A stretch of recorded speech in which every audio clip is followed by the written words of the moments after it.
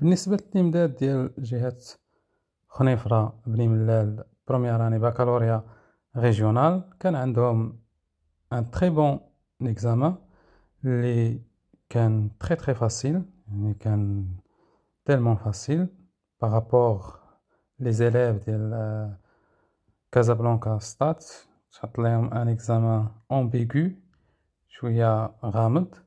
Bon, je vous laisse avec l'examen.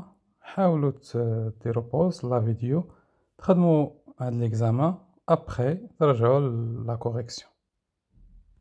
كيف ما كتشوفوا la plupart des questions ce sont des questions au choix, des questions فيهم cocher ou bien recopier la bonne réponse. Donc un examen اللي هو في المتناول examen اللي تبروبوزا صراحة سهل. Voilà, commençons par les questions de contextualisation. Donc la première question, le nom de l'auteur, Victor Hugo. L'œuvre, bien évidemment, c'est le dernier jour d'un condamné. Le genre littéraire, un roman à thèse. Autre œuvre du même auteur, donc Les Misérables, Les Châtiments, etc. Pour la situation de passage, d'après votre lecture de l'œuvre, répondez aux questions suivantes. Qui est le narrateur dans ce texte? Là, c'est très facile. Le narrateur, c'est le condamné à mort. Où se trouve-t-il? Donc, puisqu'il s'agit plutôt du chapitre 6, le narrateur se trouve dans sa cellule, bien dans son cachot, à Bicêtre. L'analyse du passage. Que décide le narrateur d'écrire? Le narrateur décide d'écrire son journal de souffrance ou bien son journal intime. Par cet écrit, le narrateur cherche à insister plutôt sur le bien-être du condamné, rendre compte de la douleur du condamné. Donc là, c'est facile. Il a écrit son journal intime pour rendre compte de la douleur du condamné. 4. Lisez de et puis jusqu'à inachevé. Le narrateur avoue que son écrit sera forcément incomplet. Relevez dans le passage l'expression qui montre cette idée. Donc l'expression qui montre cette idée, c'est facile, c'est l'expression inachevée, c'est-à-dire qui n'est pas terminée. Cette idée met l'accent sur l'incapacité physique du narrateur ou bien la force physique du narrateur. Donc beina, inachevé, c'est-à-dire n'est pas terminé, ça veut dire que le narrateur met l'accent sur la force physique. Donc la force physique du narrateur. Pourquoi? Car on sait que le narrateur peut-être va être exécuté à la fin. Relevez dans le texte deux mots ou expressions relatives au champ lexical de la souffrance. Donc là c'est facile. Donc champ lexical de la souffrance, vous avez plusieurs mots. Vous avez douleur et malheureux. Relevez dans le texte deux mots. Voilà, donc on a déjà répondu à cette question. La question 5b. La tonalité dominante dans ce passage, vous pouvez mettre pathétique, parce que déjà vous avez la souffrance, et même lyrique aussi, c'est correct. Dans le texte, que désigne le narrateur par l'expression « ceux qui condamnent » Donc là, c'est facile, il désigne les juges. Cette expression désigne-t-elle un sentiment de respect ou bien d'indignation? Normalement, c'est un sentiment d'indignation, de colère envers eux. Lisez le passage de « Peut-être n'ont-ils jusqu'à il y a une intelligence ».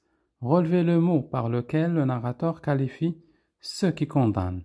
Donc, dans ce passage-là, il les a qualifiés par les malheureux, par l'expression les malheureux.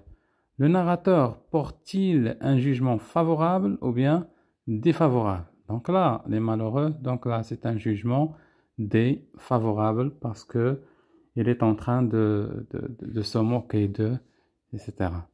Lisez l'énoncé suivant. Ce journal de mes souffrances, heure par heure, minute par minute, supplice par supplice. Donc la figure de style employée dans cet énoncé est une gradation. Donc là, c'est une gradation. Il est clair que c'est la gradation. L'effet recherché par cette figure de style est exprimer l'indifférence l'absence de sensibilité, souligner le poids du temps et l'ampleur de la douleur. Donc là,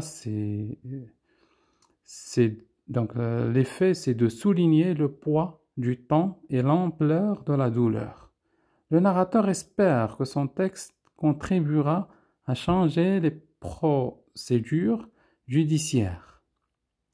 Bien évidemment, loi et décision de la justice. Partagez-vous son espoir. Justifiez votre réponse. Donc, partagez-vous son espoir. Voilà, donc, comme justification, vous pouvez dire, par exemple, personnellement, je suis tout à fait d'accord avec le condamné, car l'écriture joue un rôle très important à critiquer et à corriger les vices de la société. Par exemple, l'écriture a aussi un rôle de sensibilisation des gens. Dans cet extrait, le narrateur critique la cruauté et l'atrocité de la guillotine. Qu'en pensez-vous? Justifiez. Donc, personnellement, par exemple, là aussi, vous pouvez dire, je suis tout à fait d'accord avec le condamné, car la guillotine, c'est un châtiment, ou bien la peine capitale est un châtiment inhumain, injuste, voire barbare. Car le condamné est un être humain, donc il a le droit au pardon, ou bien il a le droit d'avoir une 12e chance. La production écrite aussi, c'est une production écrite très très facile. Dans l'œuvre d'où est extrait ce texte, le narrateur affirme que la souffrance morale d'un condamné à mort, attente, angoisse, privation, etc., est plus pénible, plus dure que la souffrance physique. Partagez-vous cette idée? Bien évidemment, donc là, le narrateur affirme que la souffrance psychique est plus difficile que la souffrance physique. Là, c'est clair que normalement, vous devez dire que voilà, je suis tout à fait d'accord avec ce condamné, car la souffrance physique est momentanée, alors que la souffrance psychique est éternelle, etc., etc. Vous pouvez utiliser le plan que vous voulez. L'essentiel, c'est de bien argumenter son plan et de chercher des exemples. Voilà, donc j'espère que vous avez profité. N'oubliez pas, bien évidemment, de partager la vidéo, donc de laisser des commentaires et des j'aime. Si vous avez des examens que vous voulez que je corrige, vous pouvez m'envoyer donc l'examen sur Instagram et je vais donc faire une petite vidéo concernant la correction de l'examen. Au revoir.